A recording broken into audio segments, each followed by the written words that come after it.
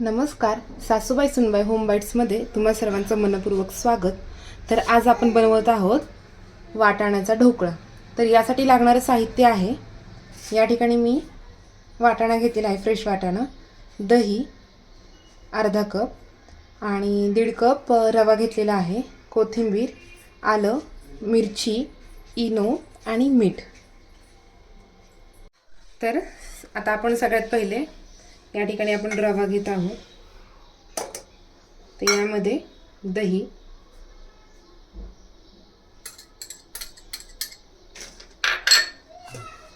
आणि थोडंसं पाणी ॲड करणार आहोत.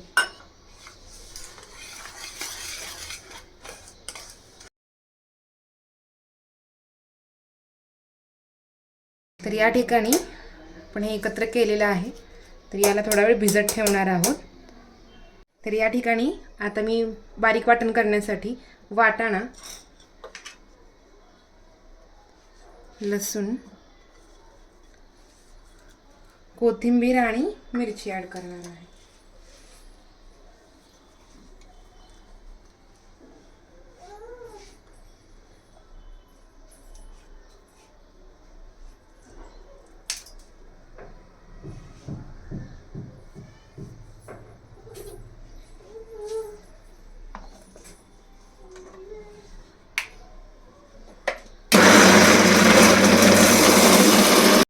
तर यामध्ये आता मी थोडं पाणी सुद्धा ॲड करणार आहे, सो छान असं एकजीव होऊन जाईल.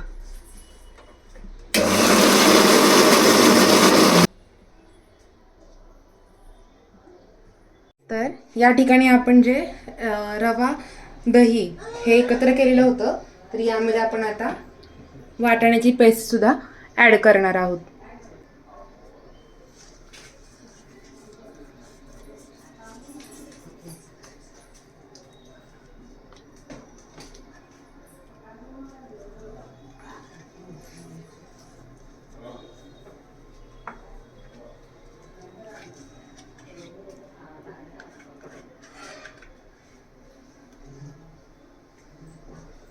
तर आता आपण यामध्ये मीठ ॲड करत आहोत आणि यामध्ये आपण आता थोडंसं तेल ॲड करणार आहोत.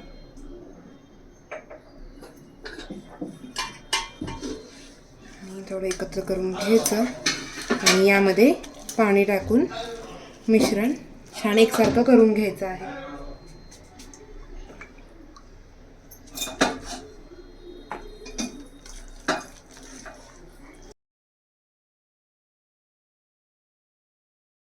थोडी ही अशी कन्सिस्टन्सी असली पाहिजे.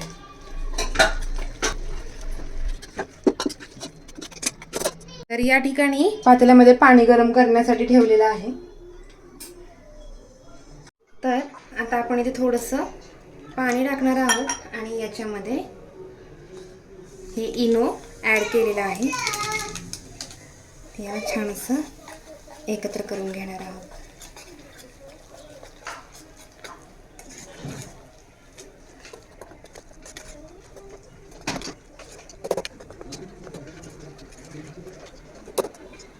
तर या ठिकाणी मी एक कुकरचा डब्बा घेतलेला आहे, ज्यामध्ये आपण बॅटर काढणार आहोत.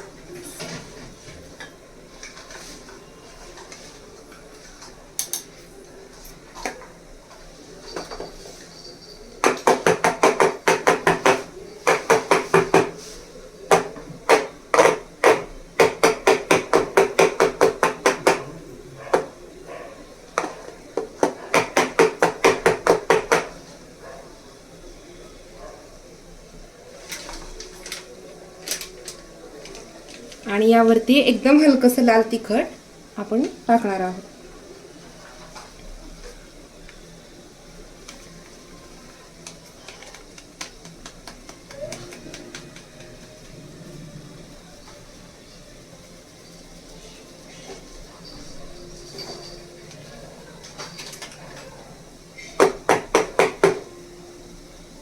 तर या ठिकाणी आपलं पाणी छान असं गरम झालेलं आहे.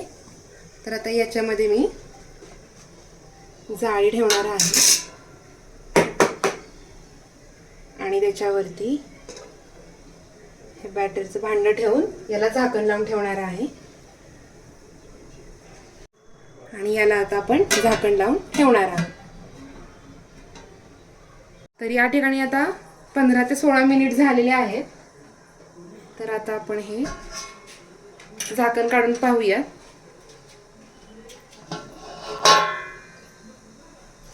मस्त छान असं तुम्ही पाहू शकता, छान असा ढोकळा फुगलेला आहे. तर आता मी एका सुरीला इथे तेल लावून घेतलेलं आहे आणि आपण याला पाहूया. हे बघा, याला चिकटलेला नाहीये. तर आपला ढोकळा आता तयार झालेला आहे. या ठिकाणी आता मी गॅस बंद करत आहे. तर या ठिकाणी आता आपण याला ढोकळ्याला कट करून घेणार आहोत. या ठिकाणी आता आपण फोडणीची तयारी करत आहोत. तर या ठिकाणी आपलं तेल आता छान असं गरम झालेलं आहे. तर इथे आपण आता मोहरी,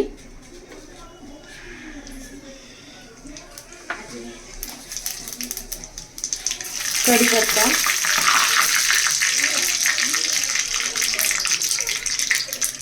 हिंग,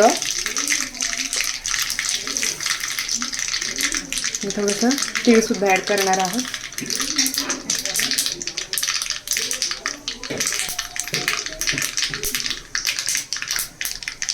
आपण आता ही फोडणी ऍड करणार आहोत.